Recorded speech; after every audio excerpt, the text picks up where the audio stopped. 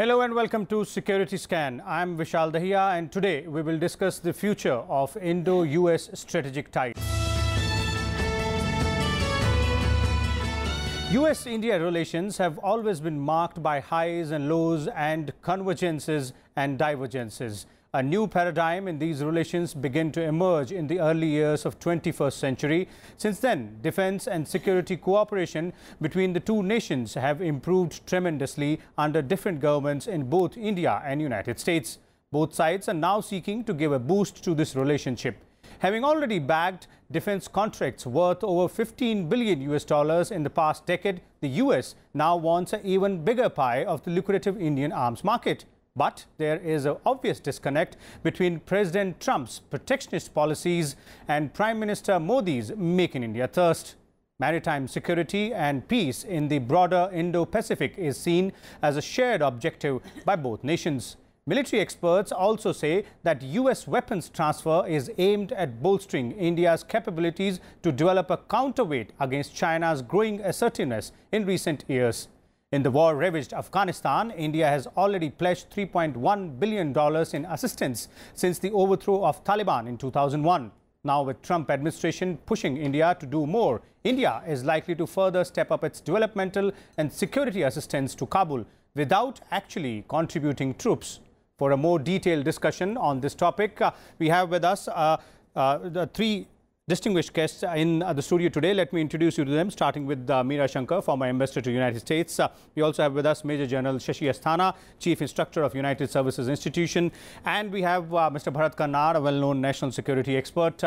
Welcome, all of you. Let me begin with you straight away, Ms. Meera.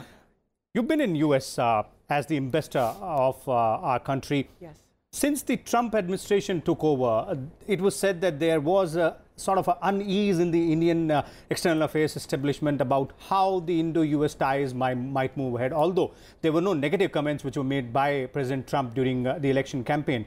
But a number of visits have happened from both sides. This was the first visit from the United States cabinet, with Defense Secretary Mattis visiting India this week. How do you see things moving ahead in this particular administration?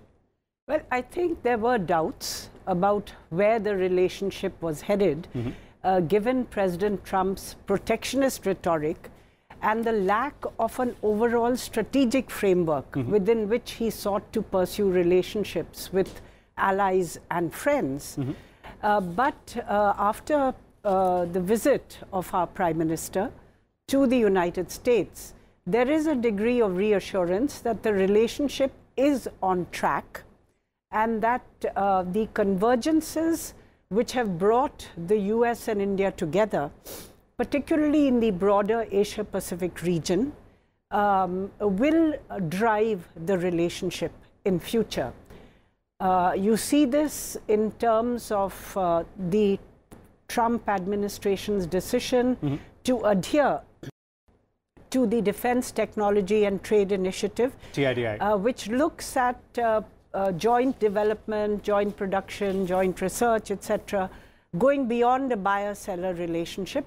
So this would be in India. Of course, there are complexities because all the technology mostly is privately held and the private companies are not that willing to part with IPR. So nevertheless, as a policy statement, that the Trump administration is willing to go ahead with DTTI, despite their emphasis on America first and what have you, is a reassurance. Secondly, they have affirmed the decision of designating India as a major defense partner. Okay, thirdly, the new Afghanistan policy, which that's going to be a very important angle to Pakistan on notice and seeks India as a major partner in developing Afghanistan. Okay, you almost summed up how the Indo-US strategic ties should move. Let me bring in Mr. Bharat Karnad here on this. One, do you agree with what Ms. Meera is saying? And do you believe that Trump administration will pick up the tab from where Obama left, just like Obama picked up the tab where George W. Bush administration left? Look, I don't know about picking up tabs. The problem really is that while there has never been any doubt about the shared objective of containing China, hedging in China's options, the fact is there has been a shortfall in the delivery of American plans and promises. For instance, I mean, when they say, when you talk about DTTI, the Defense Trade and Technology Initiative, and then you juxtapose it against China as a threat, shared threat, common threat, one would expect, and it's logical to assume, that the Americans would have no hesitation in parting with cutting-edge technologies to deal with China, right? But what we have is a lot of fluff and a lot of rhetoric about shared this and shared that, without, as I said, delivery in terms of actual technologies. What actual are the technology transfer. What are the technologies they have so far offered? A 50-year-old aircraft, F-16, and something called the EMALS, the electromagnetic aircraft launch system for the aircraft carriers, which is so expensive that the Americans themselves are unable to afford it for their own aircraft carriers, nuclear powered. Now, this is the kind of costly technology that the Americans can't afford, that they hope Indians will buy in order to amortize American investment in it. See the problem? You don't get usable technologies. Okay. And this is the real basic foundational problem that we have when we talk technology, because what else does America have to offer? I mean, in real terms, very little. We are doing all the technology cooperation, military links, the exercises, this, that, and the other. Americans have about some 50-odd exercises with various services, including special forces. But in real terms, when it comes to Indian capability being enhanced, there is very little progress. And this should be a matter of considerable concern, certainly to Delhi, while everybody is aware of why this is so. As has been said, that these are commercial companies holding technology, proprietary rights and so on, intellectual property rights. That is not our problem. Okay. Our problem is there delivery or not? There is not. Okay. On the question of augmenting defense capabilities, let me bring in Major General Shashi Asthana, a renowned military man. One, as Mr. Karnad put it, what's on the table? On the table is 50-year-old F-16, a lot of criticism about F-16, and there are several other which Bharat pointed out that they're too expensive. So is the Indian military establishment's expectations, are they not met specifically with respect to ties with US, strategic ties with US? See, as far as policy decisions are concerned, earlier we used to have little problem with United States in a manner that they were quite possessive about the transfer of technology. Okay. And especially whatever they wanted to give, the critical technology they didn't want to part with. Okay. Now that part is getting resolved to a great extent. There is a foreign military sales is one of the methodologies which is on the card, and we find that positive steps are being taken. But a number of with you know, private players like Lockheed Martin and Boeing, it doesn't look like that they will be very happy to part with technologies. No, I agree, but the question is that if both get benefited, definitely they would like to. Okay. So the question is that the deals will have to be worked out in a manner that both get benefited. Okay. The reason is, I'll tell you why I am saying so. There is a basis to say so. You see, they stuck on to their technology. They lost the deals of Javelin missile, because we say, unless you give us the technology, we are not buying your Javelin. We bought the Israeli missile. So they lost out. And now they realize that if you don't transfer the technology and if you don't satisfy the consumer, then obviously your own business is also affected. Okay. So that is one part. The second part, as far as defense is concerned, I would like to take this whole angle to a different subject. The second subject is, as far as Afghanistan is concerned, the Afghanistan policy. There is a major boost there. You see, what had happened was earlier, they used to say we are fighting global war with Pakistan. Now they say we are fighting global war against terrorism with India. So that's the change. The system is, the line is the same, but the countries have changed. Okay. And why the countries have changed, that is important. And where does it benefit us, that is also very important. Why did the countries change? Firstly, they gave a lot of money. Okay. They wanted them to target the groups which affect United States. Okay. They didn't do that. They did ethnic cleansing. They diverted the money to against India. Okay. Now we come to the second part. As far as India is concerned, we gain to benefit because the US intelligence is fantastic. General Mattis, as he comes here, he knows the entire ball game of Afghanistan. He was the man in charge of the Central Command. Yeah, exactly. So he knows the entire ball game. They have every single intelligence available, including Kashmir. Okay, so and therefore, for us to gain intelligence is very important. Okay, on the issue of Afghanistan, let me go back to Ms. Meera, because you pointed out in your first answer about how the Afghan theatre involvement of India in Afghan theatre is something which is going to be very important. Moving from, as Asthana ji is pointing out, moving from the times when India was asked to stay away because of Pakistan's concerns to a time where Trump administration is pushing us to be more proactive, but we are adamant that we will not put boots down in Afghanistan. Sure. So, is that the right way to approach? Well, firstly, let me say, what are the differences to Afghan policy that President Trump has announced? Firstly, he has said that there's no timeline for withdrawal. Okay. It will be conditions-based. So, depending on the conditions on the ground, they are prepared to stay in Afghanistan, which is important because till now the Taliban and Pakistan and others basically thought that all they have to do is to wait out the US because it will cut and run. Cut and run. Secondly, he has said that, they are enhancing their troops by a certain amount, not very large.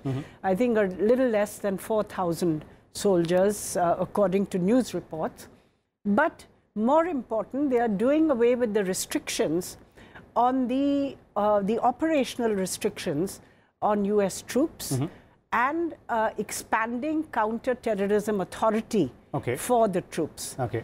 And thirdly, they've put Pakistan on notice, but it's not such a switch because they've said if Pakistan cooperates, they will benefit, but if they don't, there will be a cost for them. So it's not a black and white situation. It's one where the Pakistani response, in a sense, will determine which path the US proceeds down, whether one of applying increasing pressure or one of offering more inducements. Okay, let me go back to Bharat. Bharat, if that is true, what Meera is pointing out, that Pakistan's stand will decide as to which will determine rather the United States future policy. Is that the right time and right way for India to go ahead? Because President Trump has come across and is being said to be very unpredictable in terms of staying on with policies. Yeah, well, one thing, when you say that, when Trump says as is an open-ended commitment to being in Pakistan, to ensure that the Taliban, there's no restoration of Taliban rule, that's the end game. Okay. But they are welcome to join in negotiations for an ultimate government in Kabul, perhaps a collaborative effort or whatever he has in mind. But this commitment is just for the tenure of the Trump presidency. It's another 3 years. That's it. Right? Let's not say that, well, there's going to be forever and then the Americans they're not going to be there. Secondly, because it's a very short-term, short horizon prospect, what we have therefore is a situation where Pakistan, whether anybody likes it or not, is central to US plans, military plans. Without Pakistan as military base for its American operations in Afghanistan, they cannot conduct their operations and their presence in Afghanistan is pretty much voided. Now, that's a fact of life. Okay. No one knows it better than Mattis was, as you recall. He was the Central Command CNC. And therefore, he understands the value of Pakistan to the American objectives and aims. Now, what is India's role in this? Okay. You have an intervening Pakistan. So we naturally don't have the kind of direct role of the kind that many countries may have wished for. We don't have it. We can have an air bridge that connects Delhi to Kabul or whatever, but then that's very expensive. You cannot maintain it. air bridge means you just have transport planes just going, you know, to and fro. So we have to do with the limitations which we have. That's right. We have that. So therefore, we are not going to put our boots on, our soldiers out on the ground. We do not have an air bridge. That's not feasible. So what is? What is India's role in Trump's mind? He has said, well, you know, you can help them develop and rebuild, etc. It's true. We keep doing that, and we have committed, as you pointed out in your preamble, some $3 billion to the development of Afghanistan, building up the Parliament House, this, that, and the other, the Dilaram, Zaranj highway, and so on. These are development projects that, by the way, the Afghans, including the Taliban, appreciate. Now the question is, can we aspire to more than we have? Okay. I suggest that in practical terms, we have to keep up our contacts with whatever factions, we have contacts with the Taliban factions in Afghanistan, and also maintain our links with the Dostum, Abdul Rashid Dostum and his Northern Alliance, because that becomes central to giving India a leverage in the final Afghanistan solution. Okay, let us move from Afghanistan to another paradigm of another aspect of Indo-US strategic ties, and that is with respect to China. Let me start with General Asthana out here. Yeah. General Asthana, when it comes to China, it is usually said that United States would definitely want India to play a much larger, bigger role in Asia and would like to augment its capabilities. But then we've seen time and again United States not taking that strong stand on several issues on which India has problems with China. So how does it look like? Is that going to be of some help? Is that one of the objectives which US is looking at, and is that one of the objectives which India can look at to achieve? You see, as the comprehensive national power of China grew, the threat of China taking strategic space of US in Asia Pacific also grew. With the result, with the shifting of the strategic space and losing of strategic space, US definitely wanted somebody to be able to be a stabilizer. Okay. Now India fits into that frame very well.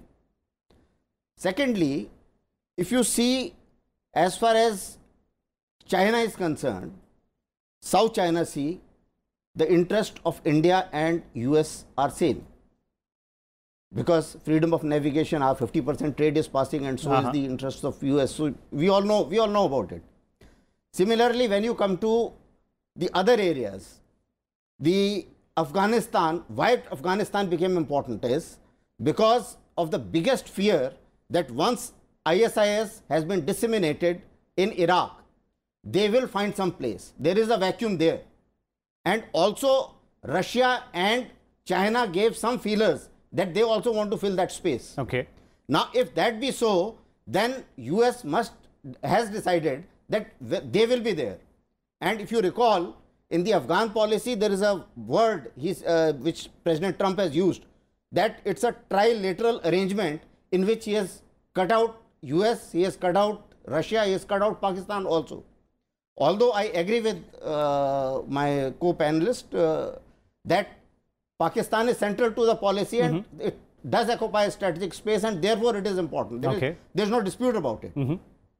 But the point is that at this point of time, there is a problem. And I would also like to mention, now that I've got a chance, that I must talk about this boots on ground business. Okay. There are two main reasons why India should not put boots on ground. Okay. In 2001, if you recall, a similar request was made to us. And we said, if we have to send boots on ground, it has to be under blue beret. We will not send it under multinational force. Because all those interdictions or intrusions were without UN Security Council sanction. Okay. Now the situation is, firstly, we are overly committed, 2.5 front war, you are aware of our commitments, number one. Number two, if we have troops in Afghanistan, we create a vulnerability for ourselves because of the maintenance problem. Okay. And the same vulnerability Pakistan had in 1971 when they were separated. They were in now East Pakistan. So similar vulnerability we should not create. Okay. So therefore, that's another reason why we should not put boots on. Okay, let me go to Ms. Shankar on the issue of China policy. What are achievables you see in terms of you know, the from the Indo-US strategic ties with respect to China specifically? Well, I think it's a broad convergence that the two countries have, where you don't want to see an Asia under Chinese hegemony. Okay. And that is really what is driving the two countries together. At the same time, it's a more complex situation because both the US and India have, you know, extensive relations with China. So it's a picture of both competition as well as cooperation. And indeed, if you look at the US, China is by far one of their largest economic partners. Huge trade surplus that it has with the US, which is causing problems, but it is also sitting on a very large amount of US treasuries. So someone has called this the new financial balance of terror. Okay. Because both in a sense are dependent on each other economically and can't hurt the other without taking themselves down. The US also considers China its most important global interlocutor. So, you see, for India too, our relationship with China is not one of pure competition or adversarial. It has elements of an adversarial nature, and it has elements where we are trading with them, seeking to benefit from the opportunities which China's growth provides. So it's a more complex game that is unfolding in the Asia-Pacific, merely than one which says, well, we are working together against X. Okay, let us go to Bharat out here. Bharat, as Meera pointed out and Mr. General Asthana also pointed out, it is a bit more complex than it looks like. Not only Indo-China, but also Indo-US and US-China. So, what should we look at in both in short term and long term? As you pointed out, Trump administration is there for 3 more years, and then we should look at the long term perspectives as well. Well, look, the long term perspective is that you have to pretty much count out America from Asia Pacific. Okay. They don't have the will. Increasingly, they don't have the resources. Okay. Let's be very clear about it. It's the biggest debtor nation in the world. People don't realize it, but that's the case. Debt indebted to China. Right? Now, the problem is far more complex than obviously appears at first glance. Because if the Chinese and the Americans cannot really hurt each other too much without hurting their own interests, then it becomes very problematic to consider the US as a reliable partner, strategic partner in Asia for any Asian states, right, including India. That's why I've been saying for many, many years in all my books and so on, that what we have to do is to forge an alliance of purely Asian states who have no interest and have no allies, who do not have to rely on outside forces, extraterritorial powers, to firm up their own security. And therefore, India, Japan at the two ends, and unfortunately on the two flanks of China, with all the littoral states in between, the Southeast Asian states, all of whom have disputes with China, and therefore have an incentive to join in a collaborative effort, which is what we have not done. Because everybody seems to individually rely on the Americans, who are ipso facto unreliable for the reasons that we all know and we keep mentioning without reaching the conclusion that I've reached, which is that if they're unreliable, they're as unreliable in terms of protecting their own interest, leave alone yours. They're not going to put out for you. And that's becoming very clear to the Japanese now with North Koreans, exploding their thermonuclear weapon and so on. And the Chinese, the Trump administration saying, well, they are having all kinds of idiotic talk, fury, this, that, and the other. But there's nothing going to happen, simply because when you have Los Angeles within the head triggers of North Korean bomb, and you have the choice of saving Japan, what do you think the Americans are going to decide? Will do, obviously. Right? They're not going to go in for the protecting the Japanese or anybody else. They're going to be worried about Los Angeles and San Francisco. So clearly, and this is the point. Okay, so clearly it seems there are more aspects to the Indo-US strategic ties than what it looks at the first glance. there are complexities involved with respect to India's involvement in the Afghan theatre, with respect to India's involvement with China. And obviously, India would want more from the strategic ties with the United States in terms of cooperation in defense and military acquisition terms. We'll come back again with a different set of guests and different topic next week. Till then, keep watching Rajya Sabha Television.